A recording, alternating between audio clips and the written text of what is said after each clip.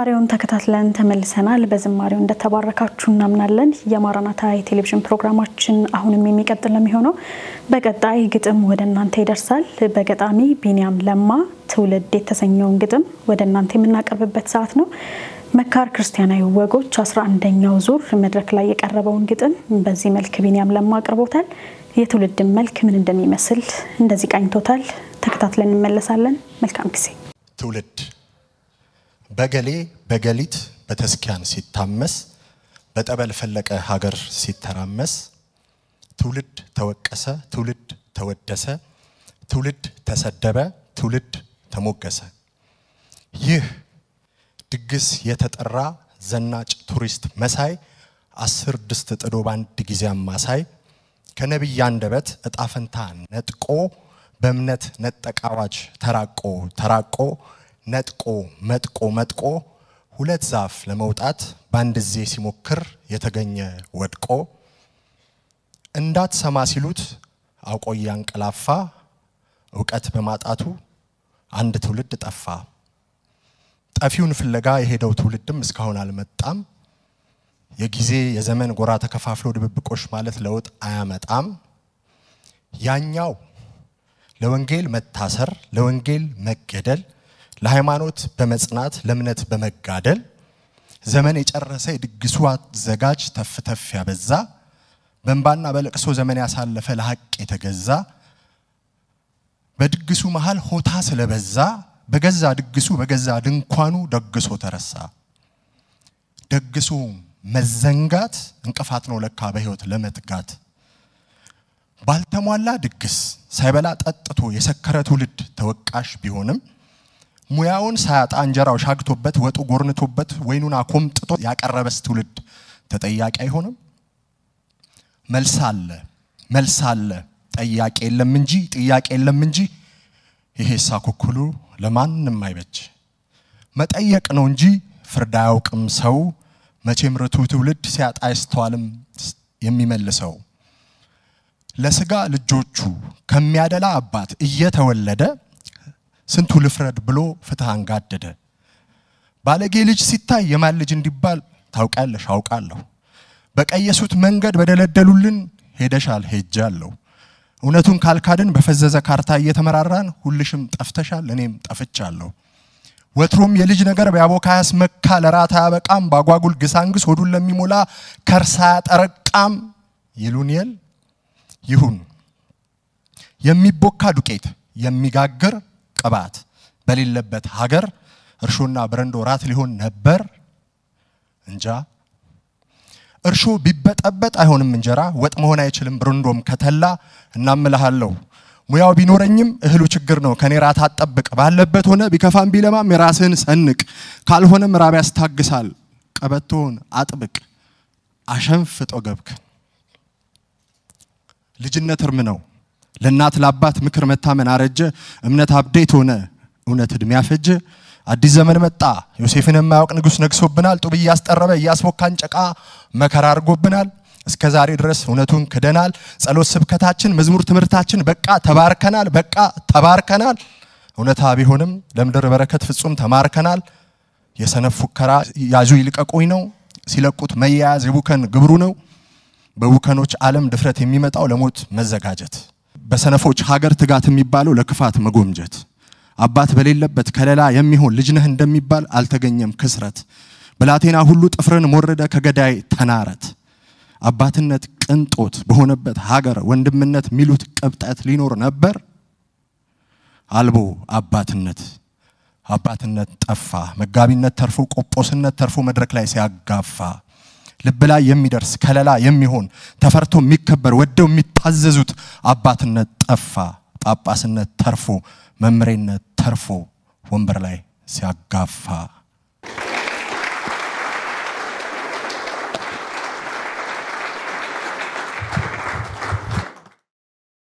በቢኒያም ለማ የቀረበው ግጥም ይሄንን ይመስል ነበር እንደወደዳችሁት እንደተባረካችሁበት ቁም ነገር እንዳገኛችሁበት እናምናለን በማራናታ ቴሌቪዥን ፕሮግራማችን እንግዲህ የጌታ ኢየሱስ ክርስቶስ የዳግም ምጽአትን በተመለከተ የተለያዩ ፕሮግራሞችን አዘጋጅተን ወደ እናንተ ያቀርብን የምንገኘው አሁን ደግሞ ዜና ማራናታ ወደ እናንተ ይቀርባል። ዜና ማራናታ እንግዲህ ከማራናታ የቴሌቪዥን ፕሮግራማችን መካከል አንዱ ነው። የተለያዩ ባለማችን ላይ የተከሰቱ የተፈጥሮ አደጋዎች፣ ጦርነቶች፣ ልዩ ልዩ የሆኑ ዜናዎችን አጠናክረን ወደ እናንተ የምናቀርብበት ፕሮግራም ነው። ዛሬ ደግሞ ባለማችን ላይ እንግዲህ የተለያዩ የተፈጥሮ አደጋዎችም ሰው ሰራሽ የሆኑ አደጋዎች እየተከሰቱ ይገኛሉ።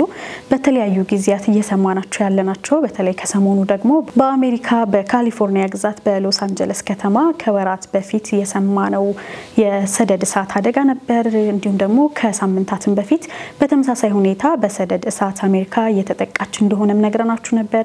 ዛሬ ደግሞ በዛቸው አሜሪካ አውሎ ንፋስ የ42 ሰዎችን ህይወት እንደቀጠፈ ተነግሯል።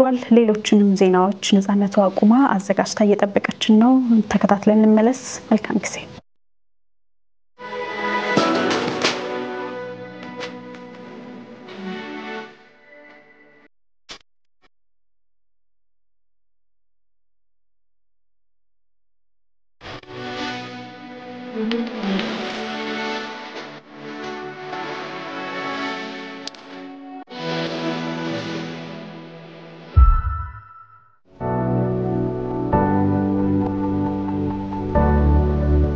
ሰላም ለእናንተ ይሁን። ከተለያዩ ሀገራዊና ዓለም አቀፍ የዜና ምንጮች ያገኘናቸውን መረጃዎች ወደ እናንተ የምናደርስበት የማራናታ የመረጃ ሰዓታችን ነው። ከመረጃዎቹ ጋር ነፃነቷ አቁማ ነኝ።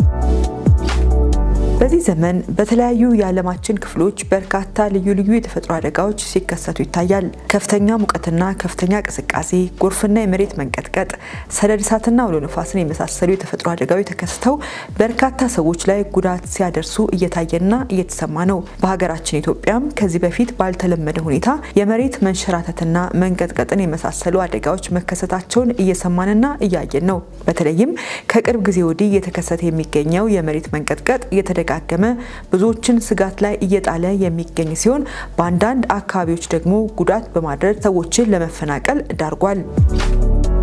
በሌላ በኩል በአሜሪካ ከሳምንታት በፊት የተከሰተ ሰደድ እሳት በርካታ አካባቢዎችን አዳርሶ ከፍተኛ ጉዳት ማድረሱ ተሰምቶ የነበረ ሲሆን አሁን ደግሞ በዛቸው አሜሪካ የተከሰተ አውሎ ንፋስ የ42 ሰዎችን ህይወት ማጥፋቱ ተሰምቷል። የአሜሪካን 8 ግዛቶች በመታውና በምስራቅና ምዕራባዊ የአሜሪካ ክፍል በተከሰተ ከፍተኛ አውሎ ንፋስ የ42 ሰዎች ህይወት ማለፉ የተነገረ ሲሆን ከባድ ውድመትን ባስከተለ አቧራ የቀላቀለ ሰደድ እሳትን የተከተለ አውሎ ንፋስ በ8 ግዛቶች ላይ ውድመቱን አድርሷል ተብሏል።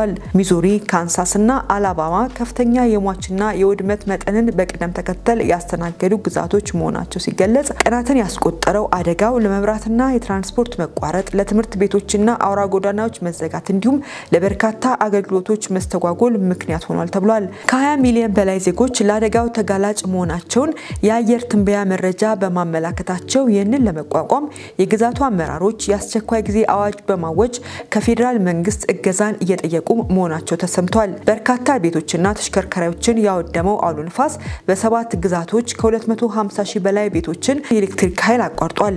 ምስራቃዊ ሉዚያና፣ ምዕራባዊ ጆርጂያ፣ ማዕከላዊ ቴኔሲና ምዕራባዊ ፍሎሪዳ በአውሎ ንፋሱ ከባድ አደጋ ይገጥማቸዋል ተብሎ ተተንብዮአል። የአሜሪካ ብሔራዊ የአየር ንብረት አገልግሎት አውሎ ንፋሱን ተከትሎ የሚከሰተው ፈጣን ጎርፍ የበርካታ ሰዎችን ህይወት ሊቀጥፍ እንደሚችልም አስጠንቅቋል።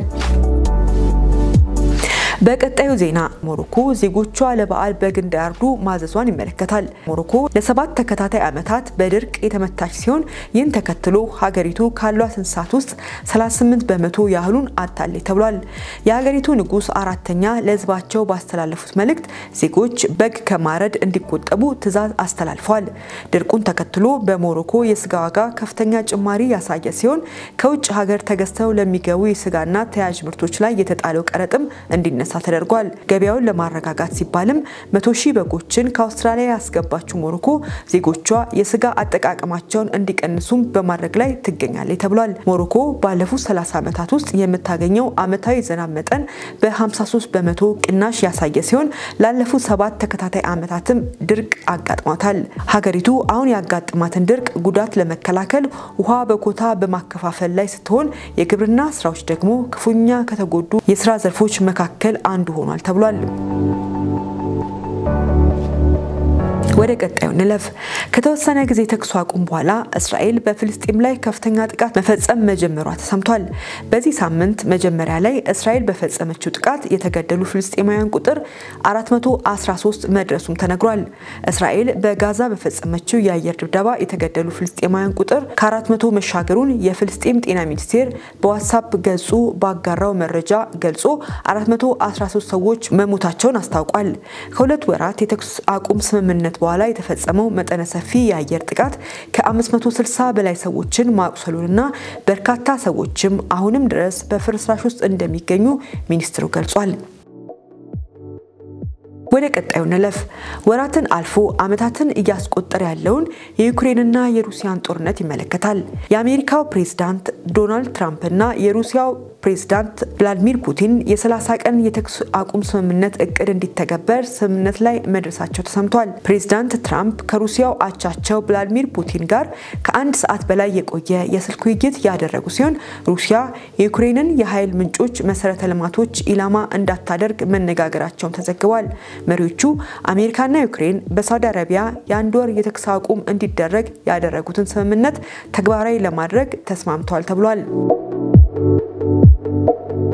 በቀጣዩ ዜና በርካታ የአውሮፓ ሀገራት አስገዳጅ ብሔራዊ ውትድርናን ተግባራዊ ለማድረግ እየተንቀሳቀሱ ነው መባሉን ይመለከታል። አሜሪካ ከአውሮፓ ጋር ያላትን ወታደራዊ ትብብር ለማቋረጥ ማሰቧን ተከትሎ አህጉሩ ራሱን ከጥቃት የሚከላከልበትን መንገድ እየቀየሰ የሚገኝ ሲሆን በርካታ የአውሮፓ ሀገራት ከአሜሪካ ድጋፍ ውጪ ራሳቸው መከላከል የሚችሉበትን አቅም ለመፍጠር አስገዳጅ ብሔራዊ ውትድርናን ተግባራዊ ለማድረግ በስፋት እየተንቀሳቀሱ ነው ተብሏል። የፖላንድ ጠቅላይ ሚኒስትር ዶናልድ ተስክ በቅርቡ ሁሉም በአዋቂ ዕድሜ ላይ የሚገኙ ወንዶች ወታደራዊ ስልጠና እንዲወስዱ የሚያስችል ረቂቅ እቅድ ለፓርላማ አቅርበው እንደነበር የሚታወስ ሲሆን ፈረንሳይና ጀርመን የሩሲያ ወረራን ፍራቻ ወታደራዊ ወጫቸውን ለማሳደግና አስገዳጅ ብሔራዊ ውትድርና ምልመላን ገቢራዊ ለማድረግ አቅደዋል። አሜሪካ ከአውሮፓ ጋር ያላትን የመከላከያ ግንኙነት ልታቋርጥ እንደምትችል መነገሩን ተከትሎ የዩክሬን ሁኔታ እንዳይደገም በመፍራት የአህጉሪቱ ሀገራት ማንኛውንም ጥቃት በመጋፈጥ የራሳቸውን አቅም ለማጠናከር የግዴታ ወታደራዊ አገልግሎት እንደገና ለማስጀመር እያሰቡ መሆናቸው ተነግሯል። ነገር ግን ፈረንሳይና ብሪታንያን ጨምሮ ብዙ ሀገራት ወታደሮችን ለመመልመልና ለማቆየት እየታገሉ ነው ተብሏል። አብዛኞቹ የአውሮፓ ሀገራት ከቀዝቃዛው ጦርነት በኋላ የግዳጅ ወታደራዊ ምልመላ የሰረዙ ሲሆን ግሪክ፣ ቆጵሮስ፣ ኦስትሪያ፣ ስዊዘርላንድ፣ ዴንማርክ፣ ኢስቶኒያ፣ ፊንላንድ፣ ኖርዌይና ቱርክ በበኩላቸው አሁንም ብሔራዊ ውትድርናን ገቢራዊ ማድረጋቸውን ቀጥለዋል። የዓለማችን ልዕለ ኃያል ሀገር የሆነችው አሜሪካ ፕሬዝዳንት ዶናልድ ትራምፕ ወደ ስልጣን እንደመጡ በርካታ የክልከላ ውሳኔዎችን ማሳለፋቸው ይታወሳል። ከዚህም ውስጥ አንዱ ጾታቸውን ያስቀየሩ ዜጎች የአሜሪካ ጦርን እንዳይቀላቀሉ የሚለው ነበር። ይሁን እንጂ ጾታቸውን ያስቀየሩ ዜጎች የአሜሪካ ጦርን እንዳይቀላቀሉ በሚል ተላልፎ የነበረው ይህ ውሳኔ በፍርድ ቤት መሻሩ ተሰምቷል። ፕሬዝዳንት ትራምፕ ስልጣን በያዙ በሳምንቱ በተፈጥሮ ያገኙትን ጾታ ያስቀየሩ ዜጎች የአሜሪካ ጦርን እንዳይቀላቀሉ ትዕዛዝ ያስተላለፉ ሲሆን ይህን ውሳኔ ተከትሎም 20 ጾታቸውን ያስቀየሩ አሜሪካዊ ዜጎች ጉዳዩን ወደ ፍርድ ቤት ወስደውት ነበር። በዚህ መሰረት ጉዳዩን ሲያይ የነበረው ፍርድ ቤት በዚህ ሳምንት ውስጥ የፕሬዝዳንት ትራምፕን ውሳኔ የሀገሪቱን ህገ መንግስት የሚጥስ ነው በሚል ሽሮታል። የአሜሪካ ጦር ከየካቲት ወር ጀምሮ ጾታቸውን ያስቀየሩ ዜጎች የሀገሪቱን ጦር አባል ሆነው ማገልገል እንደማይችሉ አሳውቆ ነበር። በቅርቡ ጾታቸውን ያስቀየሩና የአሜሪካ ጦር አባል የሆኑ ወታደሮችን ማባረር ይጀምራል ተብሎ የነበረ ቢሆንም ውሳኔው በፍርድ ቤት መሻሩን ሮይተርስ ዘግቧል። የፕሬዝዳንት ትራምፕ አስተዳደር የፍርድ ቤቱን ውሳኔ ለማስቀየር ይግባኝ እንደሚል ተገልጿል። አሜሪካ ካሏት 1.3 ሚሊዮን ወታደሮች ውስጥ 15,000 ያህሉ ጾታቸውን ያስቀየሩ ናቸው ተብሏል። ከዛው ከአሜሪካ ሳንወጣ ትራምፕ የአሜሪካ ድምጽ ቪኦኤን ለመዝጋት እንቅስቃሴ መጀመራቸው ተሰምቷል። የዩናይትድ ስቴትስ ፕሬዝዳንት ዶናልድ ትራምፕ በፌደራል የገንዘብ ድጋፍ የሚደረግለት የዜና ድርጅት ጸረ ትራምፕና አክራሪ በማለት የከሰሱት ሲሆን የዋይት ሃውስ መግለጫ እንደሚያሳየው ግብር ከፋዮች ከአክራሪ ፕሮፓጋንዳ መጠበቃቸውን እናረጋግጣለን ሲል ገልጿል። በአሁኑ ጊዜ በዓለም አቀፍ ደረጃ በየሳምንቱ በመቶ ሚሊዮኖች የሚቆጠሩ ሰዎች ጋር ተደራሽ የሆነው ቪኦኤ ሬዲዮ ዳይሬክተር ማይክ አብራሞቪች አብሮሞቪትስ እኔና 1300 የሚሆኑ ሰራተኞች ከደሞዝ ጋር ፍቃድ እንድንወጣ ተደርገናል ሲሉ ገልጸዋል። አብሮሞቪትስ አክለው እንደተናገሩት ይህ ውሳኔ ቪኦኤ ወሳኙን ተልዕኮውን መወጣት እንዳይችል ያደርጋል። በተለይም ዛሬ ወሳኝ የሆነው የአሜሪካ ጠላቶች እንደ ኢራን፣ ቻይናና ሩሲያ በቢሊዮን የሚቆጠር ዶላር ፈሰስ እያደረጉ የአሜሪካን ስም ለማጣጣል የውሸት ትርክቶችን እየፈጠሩ ነው ብለዋል። በተያያዘ ዜና የቻይና መንግስት ጋዜጣ የአሜሪካው ፕሬዝዳንት ዶናልድ ትራምፕ የአሜሪካ ድምጽ ሬዲዮ ቪኦኤን በጀት እንዲቋረጥ መወሰናቸውን ማወደሱ ተሰምቷል። የአሜሪካ ድምጽ ቪኦኤና ራዲዮ ፍሪ ኤሲያ በቻይና መንግስት ዙሪያ ለዓመታት ሲዘግቡ የቆዩ ሲሆን ትራምፕ የጣቢያዎቹን በጀት እንዲቀነስ ወስነዋል። ተቺዎች ውሳኔውን ዲሞክራሲን ወደ ኋላ የሚጎትት ነው ቢሉም ግሎባል ታይምስ የተባለው የቻይና መንግስት ጋዜጣ ቪኦኤ አሁን እንደ አሮጌ ምንጣፍ ተጥሏል ብሏል። ትራምፕ ያስተላለፉት ውሳኔ በኮንግረሱ ድጋፍ ያገኘ ሲሆን ዩኤስ ኤጀንሲ ፎር ግሎባል ሚዲያ የተባለውን ድርጅት ኢላማ ያደረገ ነው ተብሏል። ይህ ኤጀንሲ ቪኦኤ፣ ራዲዮ ፍሪ ኤዥያ እና ራዲዮ ፍሪ አውሮፓ የተባሉትን ጣቢያዎች ያስተዳድራል። በምስራቃዊ ጀርመን የሚኖረው የ46 ዓመት ጎልማሳ መላውን የሀገሬውን ዜጋ ያስደነገጠ ድርጊት ፈጽሟል። ግለሰቡ ከሚስቱ ጋር በምስራቅ ጀርመን ስር ባለችውና ጌራ በተሰኘችው ከተማ በአነስተኛ ባቡር እየተጓዘ ነበር። ይሁንና ለጊዜው ምንነቱ ባልታወቀ ምክንያት ከጎኑ የነበረችውን ሚስቱን በእሳት አያይዞ ለማምለጥ መሞከሩን ዶቼ ቬለ ዘግቧል። እንደ ዘገባው ከሆነ የባቡሩ ካፒቴን በእሳት የተያዘችውን ሴት ከእሳት አደጋው በማዳን የከፋ ጉዳት እንዳይደርስባት አድርጓል። የሀገሪቱ የአስቸኳይ ጊዜ ቡድን በእሳት የተጎዳችውን ሴት የተሻለ ሕክምና እንድታገኝ በአውሮፕላን በማሳፈር ወደ ሆስፒታል እንደወሰዳትም ተገልጿል። ፖሊስ ይህንን ወንጀል ፈጽሟል በሚል የጠረጠረውን ሰው ሲፈልግ ነበር የተባለ ሲሆን ተፈላጊው ሰው እጁን ሰጥቷል ተብሏል። የፖሊስ ምርመራ የቀጠለ ሲሆን እስካሁን ባልየው ሚስቱን በእሳት ለማያያዝ በምን ምክንያት እንደተነሳሳ አልታወቀም። በባቡር ላይ የነበረ ሌላ ተሳፋሪ አደጋ መድረሱን ባያሳውቅ ኖሮ በሁሉም ተሳፋሪዎች ላይ የከፋ አደጋ ሊደርስ ይችል ነበርም ተብሏል።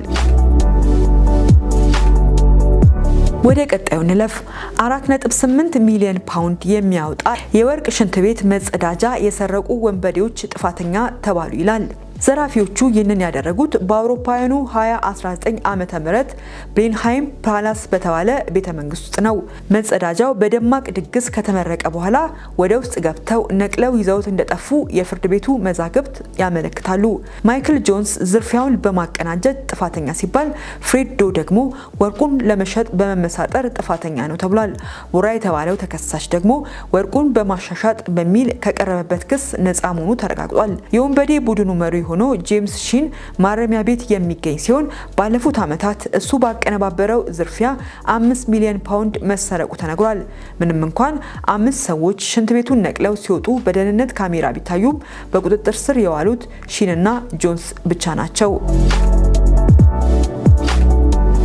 በቀጣዩ ዜና ኃይለኛ ሁከትና ወንጀል በሊማ መቀስቀሱን ተከትሎ ፔሩ የአስቸኳይ ጊዜ አዋጅ ማወጇ ተሰምቷል። ፔሩ በዋና ከተማዋ ውስጥ ሁከትና ወንጀል በከፍተኛ መጠን መቀስቀሱን ተከትሎ የአስቸኳይ ጊዜ አዋጅ አውጃለች።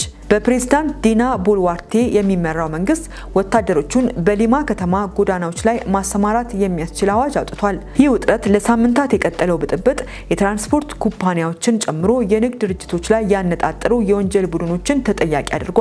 ምንም እንኳን ባለስልጣናት በቅርብ ጊዜ የወረቦሎችን ቡድን በቁጥጥር ስር መዋላቸውን ቢገልጹም ሀገሪቱ ግን እስካሁን መረጋጋት አልቻለችም ተብሏል። በአንድ ሬስቶራንት ውስጥ ቢያንስ 11 ሰዎችን ያቆሰለ ፍንዳታን ተከትሎ በተፈጠረው የተኩስ ልውውጥ የህዝብ ቁጣ ተቀስቅሷል። በፔሩ ከቅርብ ወራት ወዲህ ግድያ፣ የኃይል ምዝበራና በህዝብ ቦታዎች ላይ ጥቃቶች እየጨመሩ የመጡ ሲሆን ፖሊስ ከጥር እስከ መጋቢት ወር ድረስ 459 ግድያዎችና በጥር ወር ብቻ 1909 የዘረፋ ሪፖርቶችን መመዝገቡን ይፋ አድርጓል። ወደ ሌላኛዋ የላቲን አሜሪካ ሀገር ሜክሲኮ እንለፍ። በሜክሲኮ የተቃጠሉ የሰው ልጅ አካላትና በመቶዎች የሚቆጠሩ ጫማዎች የግድያ ካምፕ ነው ተብሎ በተጠረጠረ ስፍራ መገኘቱን ያመለክታል። ቀጣዩ ዜና የተቃጠሉ አጥንቶች፣ ጫማዎች፣ ቦርሳዎችና ልብሶች፣ የስንብት ደብዳቤዎች፣ አሰሳ ላይ የተሰማሩ ተሟጋቾች ከወንብድና ጋር በተያያዘ አመጽ የጠፉ ሰዎችን ሲያፈላልጉ የደረሱባቸው አስደንጋጭ ግኝቶች ናቸው ተብሏል። ጉዌሬሮስ ቦስካዴሮስ ዴ ሃሊስኮ በመባል በመባል የሚታወቀው የአሳሾች ቡድን በምዕራባዊ ሜክሲኮ ጋደልሃራ ከተባለች የገጠር መንደር ወጣ ብሎ በሚገኘው ኢዛገሬ በተባለ የእርባታ ቦታ ለምልመላና ግድያ እንደሚውል የተነገረለትን ስፍራ በቅርቡ አግኝቷል። ስፍራው ከሜክሲኮ ግዙፍና ታዋቂ የእጽ አዘዋዋሪ ቡድኖች አንዱ የሆነው ሄለስኮ ኒው ጄኔሬሽን ካርቴል ጠንካራ ይዞታ ነው የተባለ ሲሆን ቦታው ከመስከረም አንስቶ በአገሪቱ ፌዴራልና የክልል ባለስልጣናት ቁጥጥር ስር ተደርጎ ምርመራ ሲከናወንበት ነበር። በስፍራው ላይ የሰው ልጅ አካላት ቅሪቶች መገኘት የጀመሩት ግን የአሰሳ ቡድኑ አባላት ፍለጋ ማካሄድ የጀመሩ ጊዜ ሲሆን ስፍራው የተገኘው ብዛት ያላቸው ማንነታቸው ካልታወቁ ሰዎች የሚመጡ ጥሪዎች ከደረሱ በኋላ ነው ተብሏል። በተደረገ አሰሳም በመቃብር ውስጥ የተቃጠሉ የሰው ልጅ አካላት ያጽም ቅሪቶች የተገኙ ሲሆን ከነዚህ ውስጥ የተወሰኑት የቃጠሎ ምልክት ተገኝቶባቸዋል። የሟቾች ቁጥር ምን ያህል እንደሆነ ግን እስካሁን አልታወቀም ተብሏል። በመቶዎች የሚቆጠሩ ጫማዎች፣ ልብሶችና ቦርሳዎች መገኘታቸው ስፍራው በርካታ ግድያዎች የተፈጸሙበት ሊሆን ይችላል የሚል ፍርሃትን ፈጥሯል።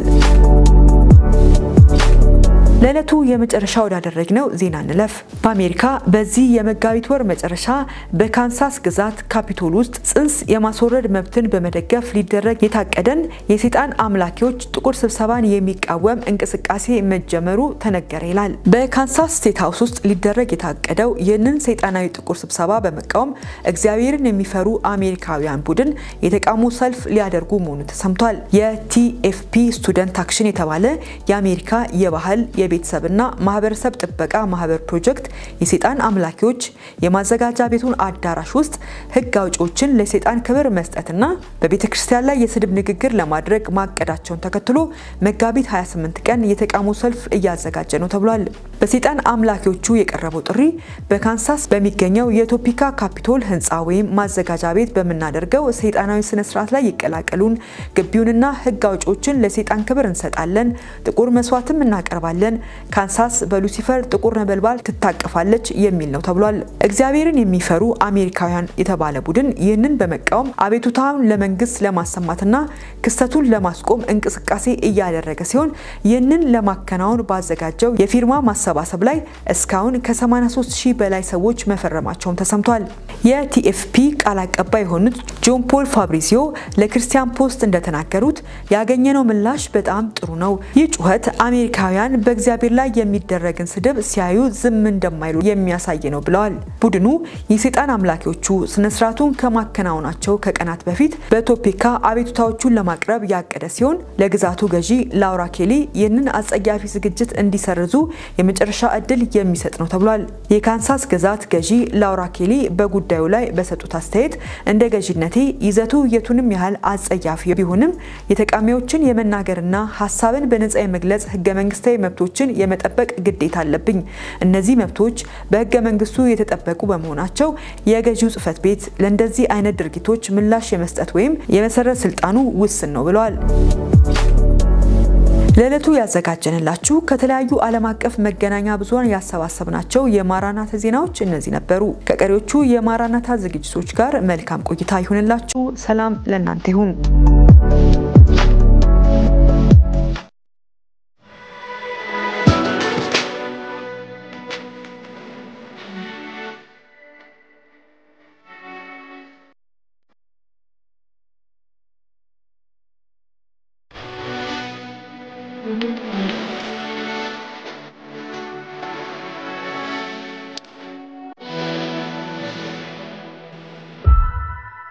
ቆይታችሁን የማራናታ ቴሌቪዥን ፕሮግራም ጋር ላደረጋችሁ ሁሉ እጅግ አድርገን እናመሰግናለን። አሁንም በጄኤምኤም ቴሌቪዥን ዘወትር በዚህ ሰዓት ወደ እናንተ የሚቀርበው የማራናታ ፕሮግራማችን ይቀጥላል። በቀጣይ በተለያዩ ጊዜያት በዚህ በማራናታ ቲቪ ፕሮግራማችን ላይ የተለያዩ ሰዎች የህይወት ምስክርነት በተለይ ደግሞ መንግስተ ሰማያት ሲኦልን ጎብኝተው ወይም በራእያቸው አይተው መልእክትን ይዘው የመጡ ሰዎችን የህይወት ምስክርነት ስናቀርብላችሁ የነበረ መሆኑ ይታወሳል። ዛሬም በተመሳሳይ ሁኔታ አንድ አሜሪካዊ የ21 ዓመት ወጣት የዩኒቨርሲቲ ተማሪ ሆነ ኤንድሪው ኤግሪ የተባለ በህይወቱ ብዙ ጣወረዶችን ያሳለፈ በኮሌጅ ቆይታው ደግሞ ከጌታ ቤት ርቆ በኋላም ግን ያው እግዚአብሔር በተለያየ መንገድ ሲናገረው ወደ ጌታ ቤት በመመለስ ለኛም የሚሆን ምስክርነትን ይዞ እንዲመጣ ምክንያት መሆኑን የዛሬው ፕሮግራማችን የሚቃኘው ጉዳይ ነው። ኤንድሪው ኤግሪ እንግዲህ ለመጀመሪያ ጊዜ በኢንስታግራም ገጹ ላይ ነበረ እያለቀሰ ይሄንን መልእክት ያጋራው። ከዛም በኋላ ደጋግሞ ይሄንን መልእክት መስማት ስላላቆመ ራእዩንም ደጋግሞ ያየው ስለነበር ይሄንን ቪዲዮ በሲኦል ያየውን ምስክርነት ሊቀርጽ ችሏል ማለት ነው። የኤንድሪው ኤግሪ ቤተሰቦች ክርስቲያኖች ነበሩ። ከዚያም በኋላ የነበረውን የህይወቱ ጣውረድ እንዴት ያንን ራእይ እንዳየው በሲኦል የተመለከተውን ሁሉ ቃኝቶልናል። እንደሚከተለው የሱን ምስክርነት እንከታተላለን። አብራችሁን ስላላችሁ አሁንም እናመሰግናለን። በቀጣይ የሱን የህይወት ምስክርነት ተከታትለን እንመለስ። መልካም ጊዜ። የምስክርነት ብዙ ትምህርቶችን በአንዴ የምትወስዱበት ምስክርነት ነው። ምናልባት በህይወታችሁ እግዚአብሔር በህልም እንዲገለጥላችሁና በራእይ ማየት እንድትችሉ ትፈልጋላችሁ። የዚህ መፍትሄ በምስክርነቱ መጨረሻ ላይ የምታገኙት ይሆናል። መስካሪያችን በብዙ ራእይና ህልሞች እግዚአብሔር ሲገለጥለት ነበር። ከዚህም ብዙ ወደ ሲኦል ሄዶ አንድን መልእክት ከእግዚአብሔር ሰምቷል። ከዚህም በፊት እግዚአብሔር ረድቶት በመለኮታዊ እርዳታ መላእክትን መገናኘት ችሏል። መላእክቱም አንድ የሚያስገርም ነገርን የብዙዎቻችንን ጥያቄ የሚመልስን ነገር ነግሮታል። ከዚህም ባለፈ ይህ ወጣት ለብዙዎች አንቂ የሆነ እንሰማው የሚገባውን መልእክት ከእግዚአብሔር ተቀብሎ ሊነግረን መጥቷል። ይህ አሳሳቢና አንገብጋቢ መልእክት ምን እንደሆነ በቪዲዮ መጨረሻ ላይ የምታገኙት ይሆናል። ምናልባት ይህ ወጣት ካየው ራእይ አንዱን እናንተም ልታዩት ስለምትችሉ የምታዩትን በኮሜንት ሴክሽን ላይ እንድታጋሩ እንጠይቃለን። ምስክርነቱን እነሆ እንላችኋለን። ተባረኩ። My name is Andrew Agri. I'm 21 years old, and I'm actually a college student at LCU. It's been about 2 years now. So I actually grew up in a Pentecostal house. My mom was a woman who was very full of አሁን ላይ 2 ዓመት ሙሉ ከጌታ ጋር ጥሩ የሚባል ግንኙነት አለኝ። ያደግኩት በክርስቲያንና እጅግ በጣም በመንፈሳዊ ቤተሰብ ውስጥ ነበር። አስተውሳለሁ እናቴ እጅግ በጣም መንፈሳዊ ሰው ናት። በልሳን ትጸልያለች። እለት ያለማቋረጥ ትጸልይ ነበር። ለእግዚአብሔርና ለአገልግሎቷም እጅግ በጣም ጊዜዋን የምትሰዋ እናት ነበረች። በልጅነቴም እሷን በመመልከት ብዙ ነገር ተምሬያለሁ። ይህ አጋጣሚ በህይወቴ ላይ ከእግዚአብሔር ጋር ላለኝ ነገር ትልቁን ሚና ይጫወታል።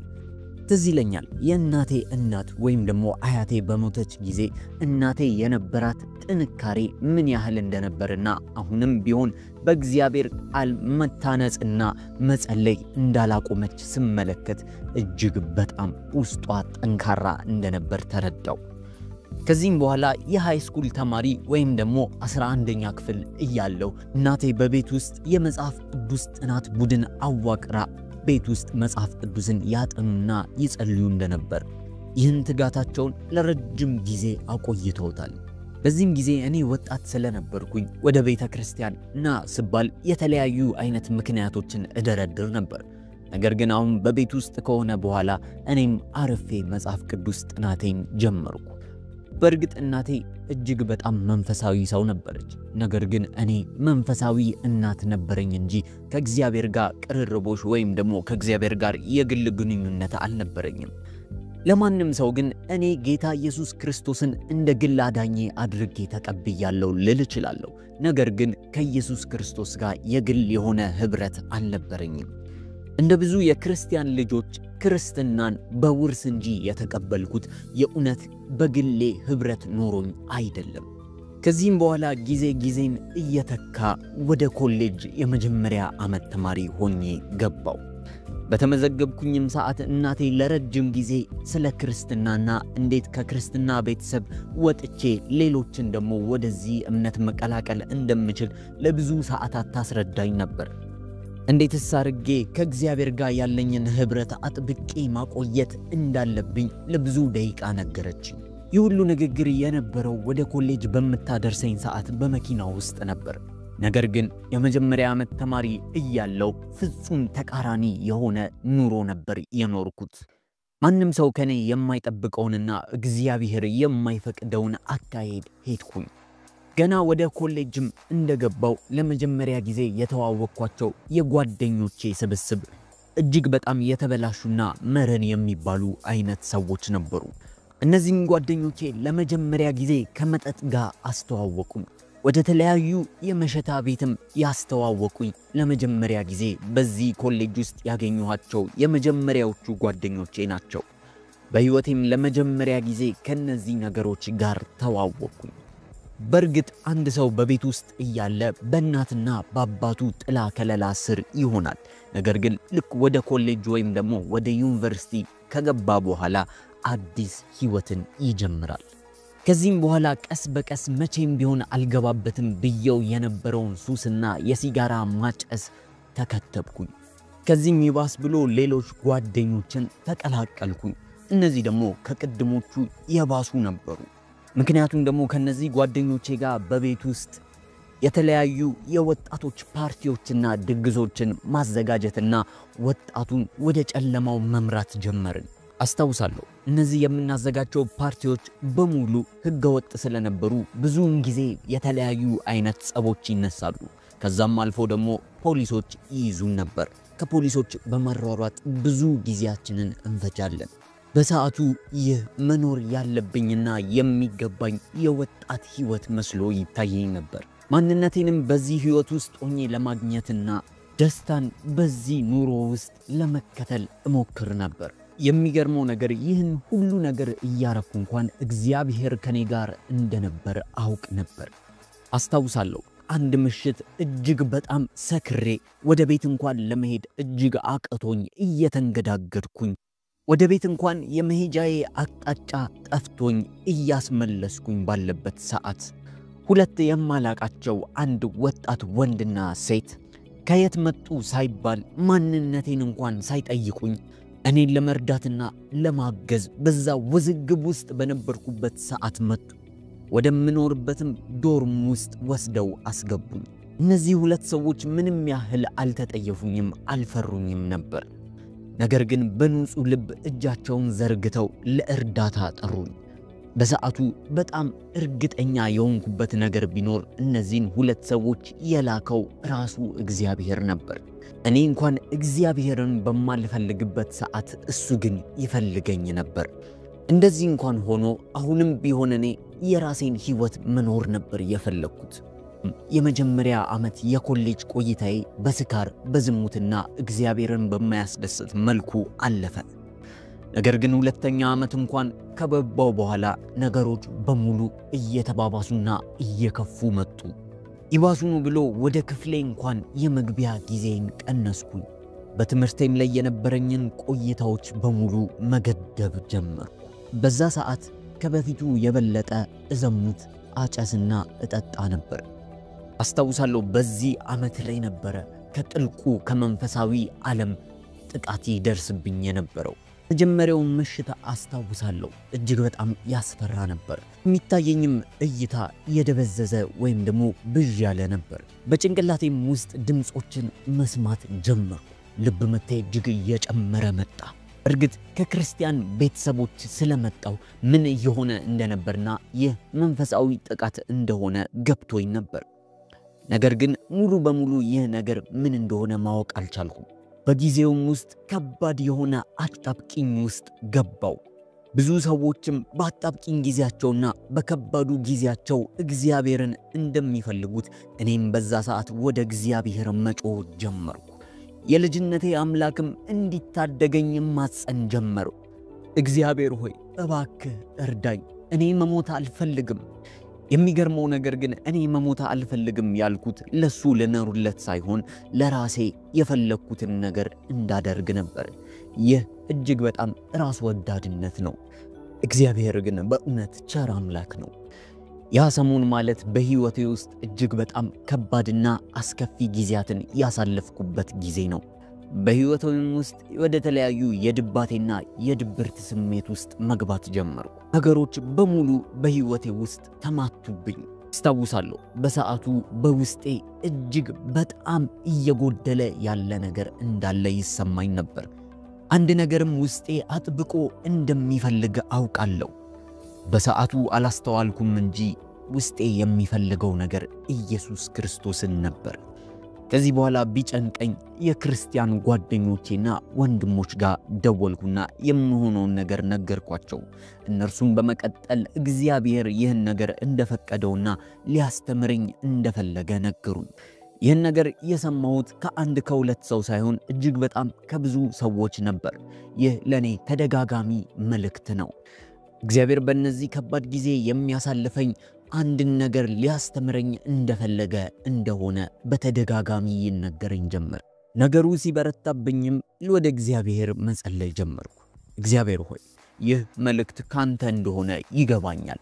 ቀጣይ ምን ማድረግ እንዳለብኝ አቅጣጫ አሳየኝ አልኩኝ። ይህንንም ከጸለይኩ በኋላ አስታውሳለሁ እግዚአብሔር በአፋጣኝ መልስን ሰጠኝ። አንድ ብዙም ቅርብ ያልሆንኩት ጓደኛዬ ወደ መጽሐፍ ቅዱስ ጥናት እንድመጣ ጋበዘኝ። እዚህም ቦታ ላይ ከተገኘው በኋላ ስለ መጽሐፍ ቅዱስ ጥናታቸው አንድ መሪን መምረጥ እንደሚፈልጉ ይነጋገሩ ነበር። እኔም በጊዜው ይህ ነገር እጅግ በጣም ግራ አጋብቶኛል። ኮሌጅ ውስጥ እየተማሩ ለምን እንደዚህ አይነት ነገር በማድረግና በመሪ ያምናሉ ብዬ አስብ። ነገር ግን ለመሪነት ውድድርና ምርጫ በሚደረግ ሰዓት በውስጤ አንድ ድምጽ እጄን አንስቼ መወዳደር እንዳለብኝ ይነግረኝ ነበር። አሁንም ግራ እየተጋባው ያለ በድጋሚ ይህን ድምጽ በልቤ ውስጥ ሰማው። እጄን አውጥተህ ተወዳደር ይለኛል። እኔም ከዚህ ድምጽ ጋር መከራከር ጀመርኩኝ። ድምጹም ወደፊት ይገፋኛል፣ እኔም መልሼ እገፋው ነበር። በሰዓቱ ይህ ድምጽ መንፈስ ቅዱስ እንደነበረ አልተረዳውም ነበር። ነገር ግን አጥብቄ እከራከር ነበር። በስተመጨረሻም ይህ በውስጤ ያለው ድምጽ አሸነፈና እጄን ወደ ላይ አነሳው። ከዚህም በኋላ ለመሪነት ስምና ፊርማዬን አሰፈርኩ። አስታውሳለሁ ከዚህ ጊዜ በኋላ እግዚአብሔር ቀስ በቀስ ሕይወቴን መለወጥና በእግዚአብሔር ቃል መቅረጽ ጀመረ። የእግዚአብሔርንም ቃል መማርና መጽሐፍ ቅዱስን ማጥናትን ጀመርኩ።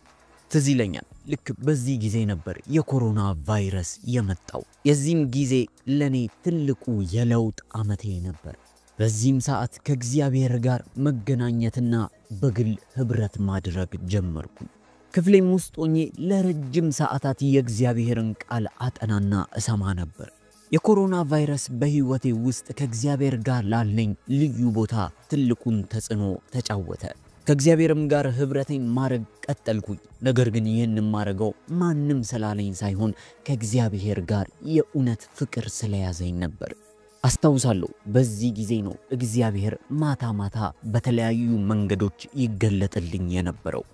ብዙ ምሽቶችም መጽሐፍ ቅዱሴን አነብና ጸልዬ ወደ አልጋዬ እገባለሁ። በዛም ሰዓት እግዚአብሔር ወደኔ ይመጣ ነበር። ይህን ስነግራችሁ ለመጀመሪያ ጊዜ መለኮታዊ ጉብኝት የተደረገልኝን ጊዜ አስታውሳለሁ። ለመጀመሪያም ጊዜ ያየሁት ራእይ እንዲህ ነበር። አንድ ሰውን ተመለከትኩ። ይህ ሰው አንድ የሚያምር ካባን ለብሷል።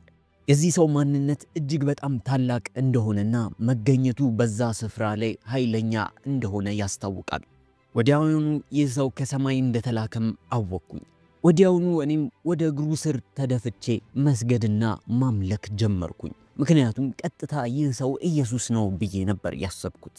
ከዚህም በኋላ ወዲያው ከፊት ለፊቴ ያለው አካል እኔን አታምልከኝ፣ እኔ ኢየሱስ አይደለሁም በሚል ድምጽ ተናገረ። ድምጹም ውስጥ ቁጣ የተቀላቀለ ነበር። ወዲያውኑ ይህ መልአክ እንደሆነ ገባኝ።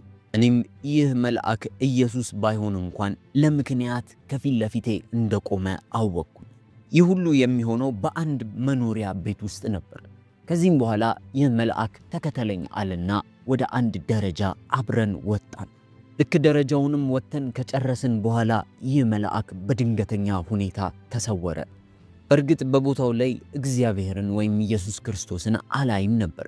ነገር ግን መገኘቱ በስፍራው ላይ እንዳለ ያስታውቃል፣ ይሰማል። ከዚህም በኋላ አንድ ሰፊ በር ከፊት ለፊቴ ተከፈተ። ወደ ውስጥም ከገባው በኋላ በድጋሚ ሌላ በር ተከፈተ። ልክ አንድ ውስብስብ ስፍራን ይመስላል። እኔም ለ10-15 ደቂቃ ያክል ወደ አንድ በር እየገባው ከገባውም በኋላ ሌላ ደጅ ደግሞ እየተከፈተ ገባ ነበር። በስተመጨረሻም ለመጨረሻ ጊዜ አንድ ደጅ ተከፈተና ወደዚያ ገባው። ወዲያውኑ በውስጤም ኢየሱስ ክርስቶስ ወደዚህ ክፍል ውስጥ ሊገኝና ሊገባ እንደሆነ ተሰማኝ። ነገር ግን ከዚህ በኋላ ወዲያውኑ ከማየው ህልም ነካው። ይህ ለመጀመሪያ ጊዜ መለኮታዊ ግንኙነት ያረኩበት ሰዓት ነበር። ይህ ለኔ አዲስ የሆነ ልምምድ ነበር።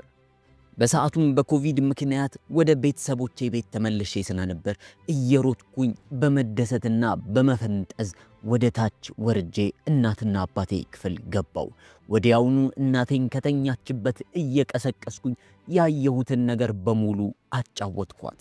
በእርግጥ በመነግራቸው ሰዓት እጅግ በጣም ተደናቅጠውና ተገርመው ነበር። ምክንያቱም ከኛ መካከል ማናችንም እንደዚህ አይነት ህልም አይተን አናውቅ። የኔ የመጀመሪያ ነበር። በመጀመሪያ ያየሁትን ነገር በሙሉ ተንትኜ ስነግራቸው አምነውኝ ነበር። ነገር ግን የምፈልገውን እርዳታ ሊሰጡኝ አልቻሉም። እኔም ባለማወቅ ምናልባት ይህን ነገር መናገር የለብኝም ብዬ አሰብኩ። ይህ ነገርም ከመደበኛ ወጣ ያለ ስለሆነ ምናልባት ልጃችን አሞታል ብለው ያስባሉ ብዬ አሰብኩ። ከዛም ጊዜ በኋላ በተከታታይ የማያቸውን ህልሞች ለራሴ ብቻ መያዝ ጀመርኩ።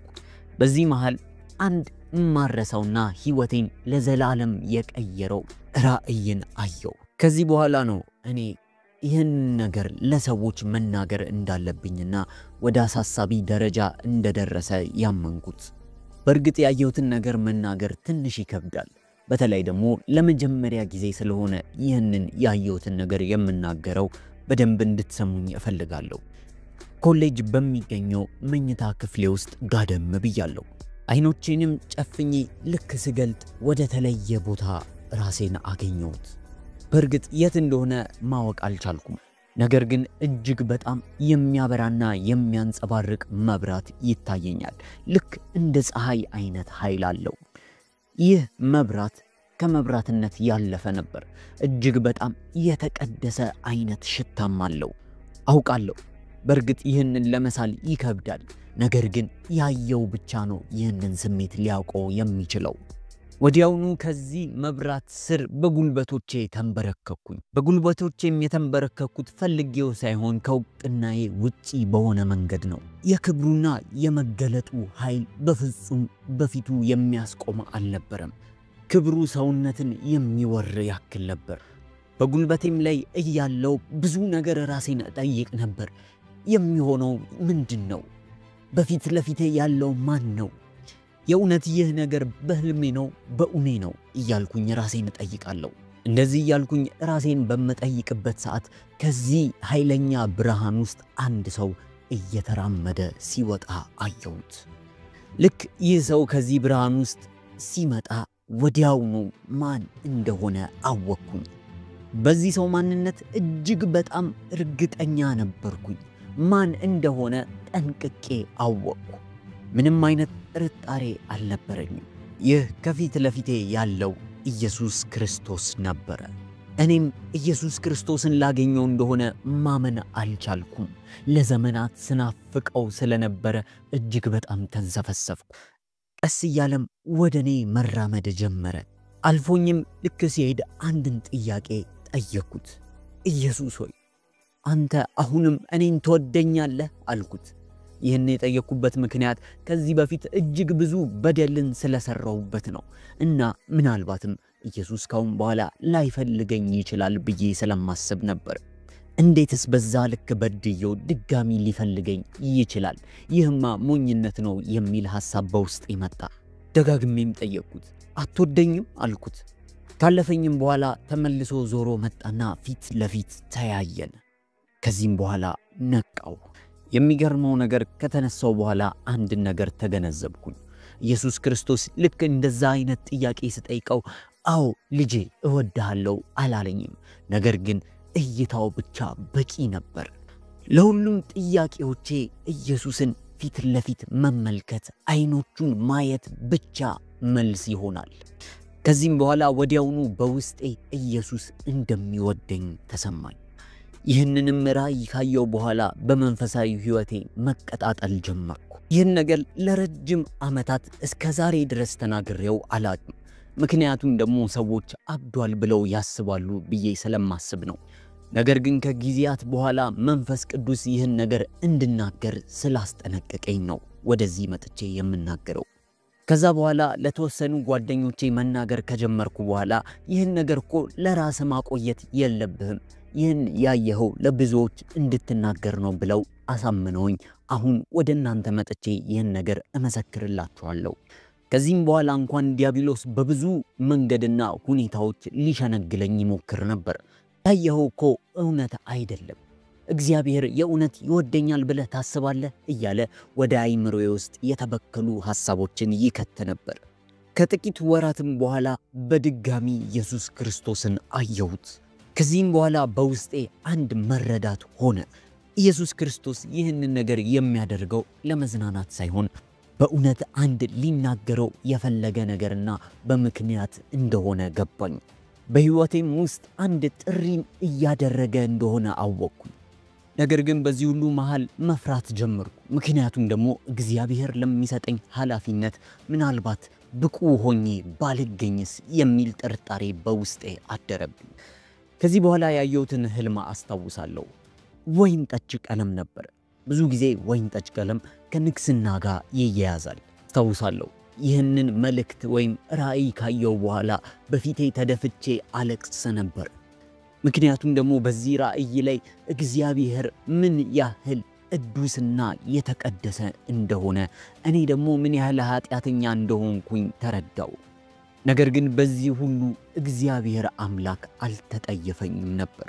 ይህ ራእይ ለእግዚአብሔር ያለኝን አመለካከት ሙሉ በሙሉ የቀየረ ነበር።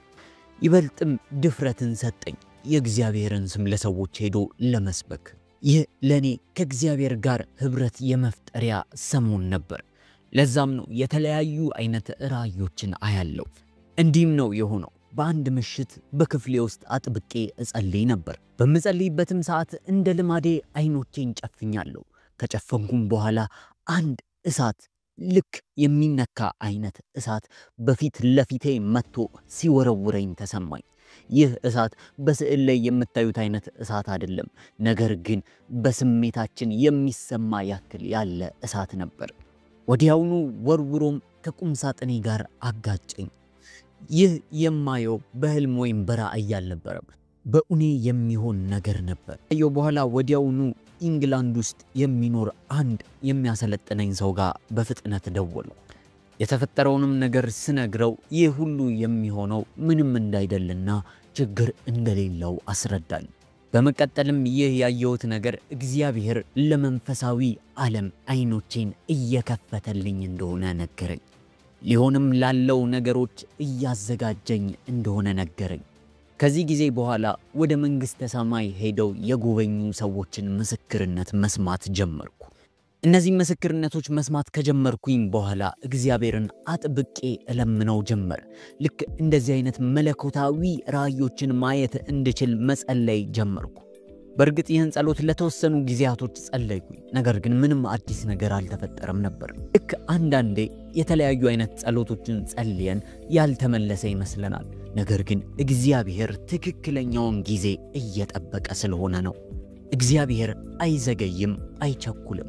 የኔም ጸሎት ልክ እንደዚሁ በትክክለኛው ወቅት ተመለሰልኝ። እንዲህም ሆነ። ዕለተ ዓርብ ነበር። ወደ መኝታ ቤቴ በጊዜ ጸልዬ ገባውና አረፍ ለማለት ከትራሴ ላይ አንገቴን ጋደም አደረግኩ። ወዲያውኑ በራእይም እኔ መኪናዬን እየነዳው ተመለከትኩ። እየነዳውም እያለ አንድ የመኪና አደጋ ደረሰብኝ። ይህ ህልም በእርግጥ ልክ እንደ ፊልም አይነት ይመስል ነበር። ምክንያቱም ያ ግጭት ልክ እንደሆነ ወዲያውኑ ወደ ሌላ ቦታ ደግሞ ሄድኩ። በቀጣይ ራሴን ወደ ሆስፒታል ከቤተሰቦቼ ጋር አገኘሁት። አስታውሱ፣ ይህ ሁሉ የሚሆነው በራእይ ነው። ልክ በሆስፒታል ውስጥም እያለው ከስጋዬ ውስጥ መንፈሴ ወደ ላይ ስትወጣ ተመለከትኩኝ። ከዚህም በኋላ ወደ ላይ የተነሳው መንፈሴ ድንገት በሚመስል ሁኔታ አንድ ኃይል ወደ ታች ሲጎትተው ተሰማኝ። በኃይለኛም ፍጥነትና በመምዘግዘግ ወደ ጥቁር ትቦ ወደሚመስል ነገር ውስጥ መግባትና መምዘግዘግ ጀመርኩ። ይህን ነገር ልገልጽበት የምችለው መንገድ ጥቁርና ወደ ታች ስምጥ የሆነ እየተምዘገዘገ የሚሄድ ስፍራ በማለት ብቻ ነው። ለረጅም ሰዓታትም ወደ ታች ከተምዘገዘኩኝ በኋላ ድንገት መሬት ላይ አረፍኩኝ። ያረፍኩት ግን ምናልባት ብዙዎቻችሁ ባልገመታችሁት ሁኔታ በገሃነም ሲኦል ውስጥ ነበር። ይህን ነገር እኔ እንኳን ከእግዚአብሔር ጋር ካለኝ ህብረት አንጻር አልጠብቀውም ነበር። ወዲያውኑ የት እንዳለው በእርግጠኝነት ያለምንም ጥርጥር ተረዳው። ወዲያውኑ ይህ ቦታ በክፋትና በጨለማ አሰራር እንደተሞላ ተረዳው። ለራሴ እንኳን ራሴን ሲኦል ውስጥ ማግኘቴ እጅግ በጣም ትንግርት ሆኖብኝ ነበር። ከዚህም በኋላ ወዲያውኑ ከሆስፒታል አልጋው ላይ ነቃው። አስተውሉ፣ የነቃሁት ከመኝታ ቤቴ ሳይሆን ከሆስፒታል አልጋ ላይ ቤተሰቦቼ ከተሰበሰቡበት ቦታ ነበር። ስለዚህ ከትክክለኛ ህልሜ ሳይሆን የምነቃው ህልም ውስጥ በነበርኩበት ሁኔታ ነበር ያለሁት። ወዲያውኑ ለቤተሰቦቼም ሲኦልን እኮ አየሁት ብዬ በመገረም ነገርኳቸው። እጅግ በጣም ተደናቅጠው ይህ ነገር እውነት ነው ብለው ለመጠየቅ ሲሞክሩ ወዲያውኑ ከትክክለኛው ህልሜ ከአልጋዬ ላይ ነቃው። ህልሜ ውስጥ እንኳን ሆኜ መጀመሪያ ያወራሁት እናቴን ነበር። ስለዚህ በድጋሚ ከነቃው በኋላ ለእናቴ በአስቸኳይ ስልክ ደወልኩ። የደወልኩት በእኩለ ሌሊት ላይ ነበር። ገና በመጀመሪያው ጥሪ ስልኩን አነሳችው። እየነገርኳትም እያለ ወዲያውኑ በእንባ ተሞላሁና ማልቀሴን ጀመርኩ። ብዙ ሸክም ላይ እንዳለ ተሰማኝ። እግዚአብሔር ሆይ ለምንድነው ይህንን ራእይ ለኔ የምታሳየኝ ብዬ ጠየቅኩኝ። ወዲያውኑ በውስጤም አንድ መልስን አገኘው። ይህ ነገር እኮ እንዲሆን ጸልየህ ነው አለኝ። አንድ የጸለይኩት ጸሎት ትዝ አለኝ። እግዚአብሔር ሆይ ይህንን ራእይ ካሳየኝ ላገኘሁትና ለማቀው ሰው በሙሉ ይህንን ራእይ አካፍላለሁ ብዬ የተናገርኩት ጊዜ ትዝ አለኝ። እኔ ያየሁት የሲኦልን ጫፍ ነበር። ነገር ግን እጅግ በጣም የሚጨንቅና የሚሰቀጥጥ ነበር። እግዚአብሔርም እንዲህ ሲል ተናገረኝ።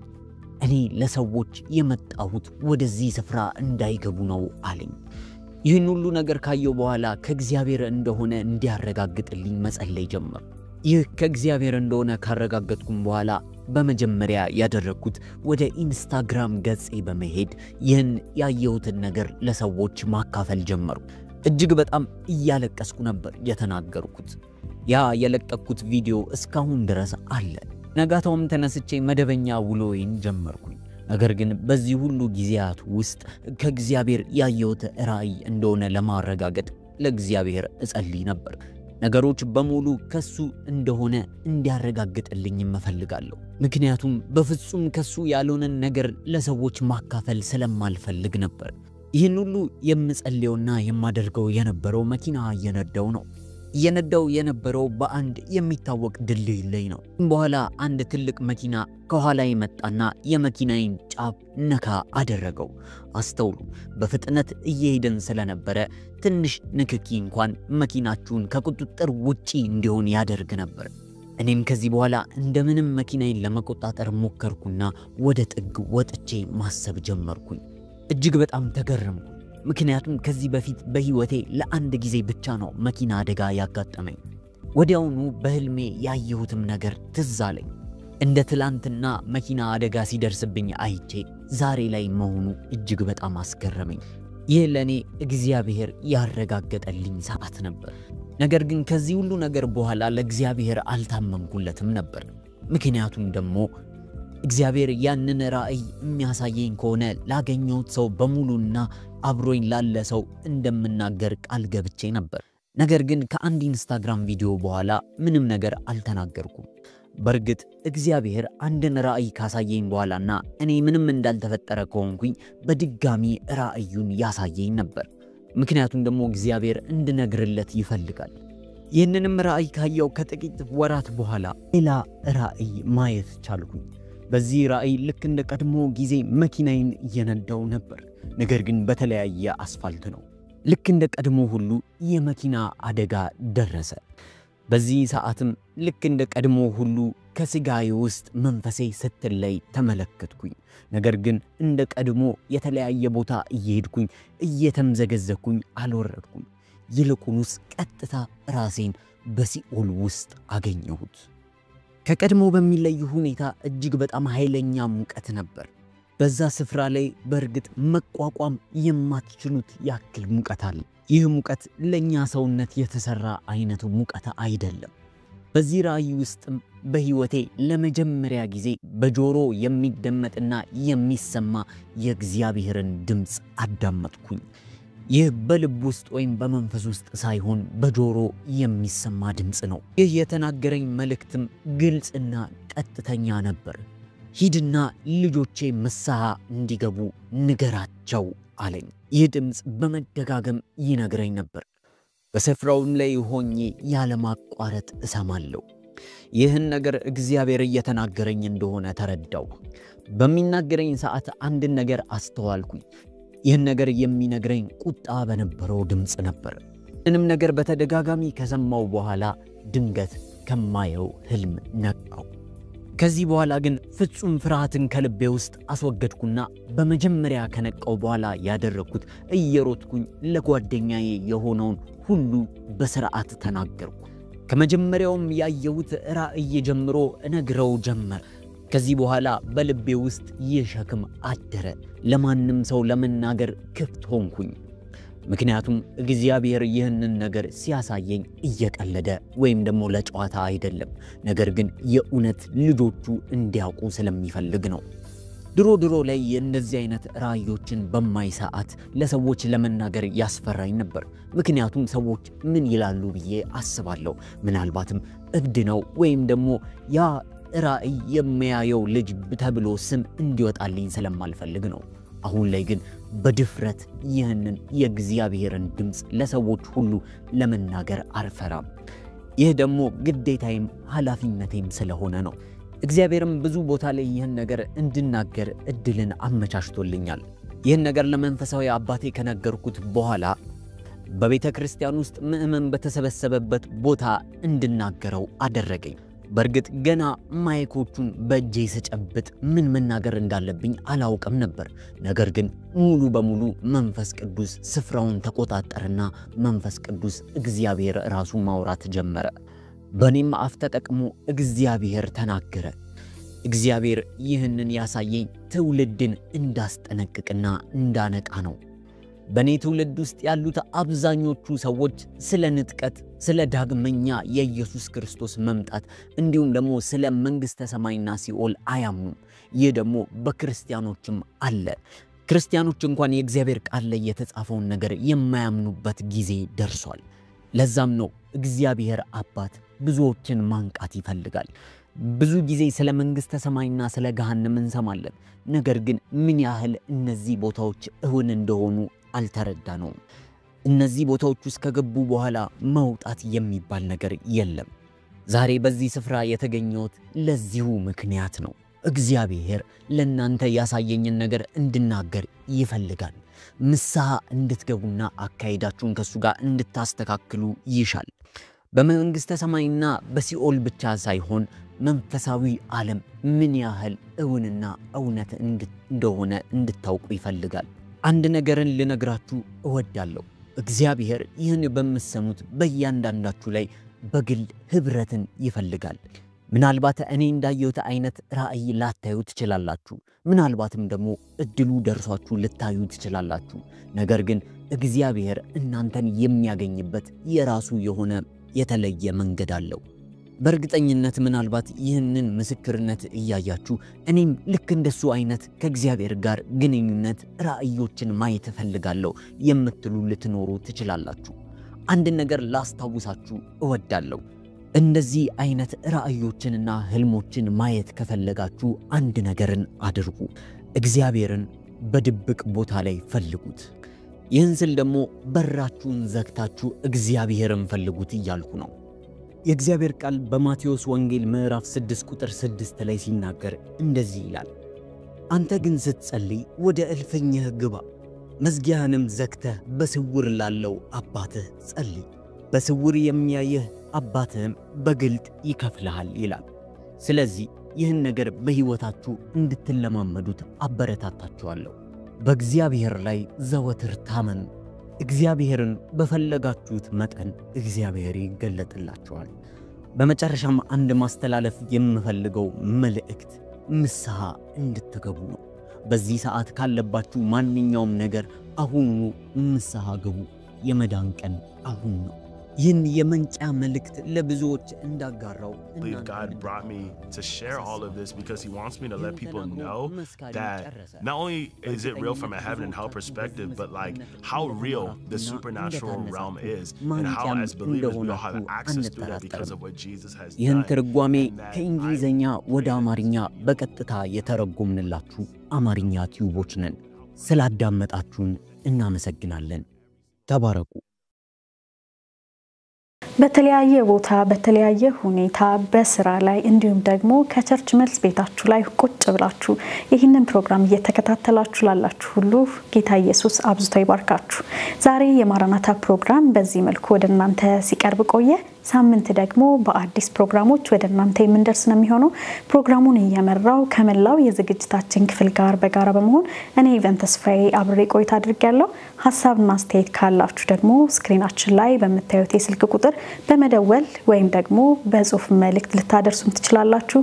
የምትጸልዩልን ጌታ ኢየሱስ አብዝቶ ይባርካችሁ። አሁንም ጸሎታችሁ ምክራችሁ አይለየን እንላለን። ይህንን ፕሮግራም ደግሞ በቴሌቪዥን መመልከት ላልቻላችሁ ዩቲዩብ ላይ በመግባት ጄኤምኤም ቴሌቪዥን ማራናታ ፕሮግራም ብላችሁ መከታተል የምትችሉ መሆኑን እንገልጻለን። ሳምንት በተመሳሳይ ሰዓት እስከምንገናኝ መልካም ሳምንት እንዲሆንላችሁ ተመኘን። ሰላም ሁኑ።